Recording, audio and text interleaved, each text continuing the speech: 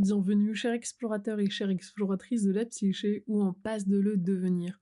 Aujourd'hui, j'aimerais te parler d'un phénomène que l'on observe énormément mais que l'on comprend encore assez mal.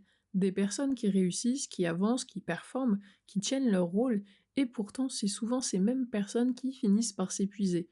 Pas immédiatement, pas de manière visible, mais progressivement, parfois silencieusement, et souvent malheureusement trop tard. Imagine une personne dans ton équipe, toujours là, toujours à l'heure, toujours impliquée. Quand il y a un problème, c'est elle qu'on appelle. Quand il faut gérer une urgence, elle répond. Quand les autres doutent, elle tient. Et au fil du temps, elle devient indispensable, presque évidente, presque normale. Et c'est là que quelque chose commence à se jouer, parce que personne ne se demande à quel prix elle tient. Dans beaucoup d'environnements professionnels, on interprète ça de manière assez simple. On dit « elle s'investit ». Elle aime son travail, elle est solide. Et quand les premiers signes apparaissent, fatigue, irritabilité, perte d'élan, on ajoute « elle doit apprendre à lâcher prise, il faut qu'il prenne du recul », mais en réalité on passe complètement à côté de ce qui est en train de se jouer.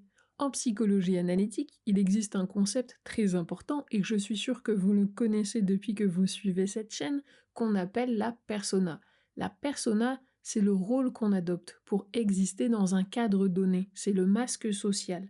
En entreprise, c'est être compétent, être fiable, être toujours fort, être toujours à la hauteur.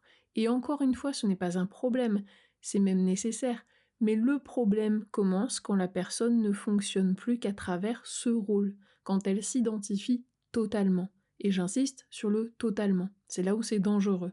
Parce que progressivement, il se passe quelque chose de très subtil. La personne commence à répondre aux attentes, avant même de poser la question de ses propres limites. Elle anticipe, elle s'adapte, elle absorbe. Et plus elle est compétente, plus elle est sollicitée. Et plus elle est sollicitée, et plus elle renforce ce rôle.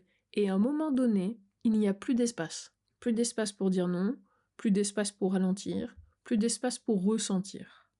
Et le basculement arrive. Et le basculement n'est presque jamais spectaculaire. Ce n'est pas forcément un effondrement brutal, c'est souvent une fatigue qui ne part plus, une perte de sens, une sensation de vide. Et parfois quelque chose de plus dur encore, continuer à fonctionner sans plus rien ressentir. Et là, le corps commence à parler. Ce que personne ne voit, c'est que ces personnes ne sont pas faibles, elles sont souvent les plus engagées, les plus loyales, les plus investies.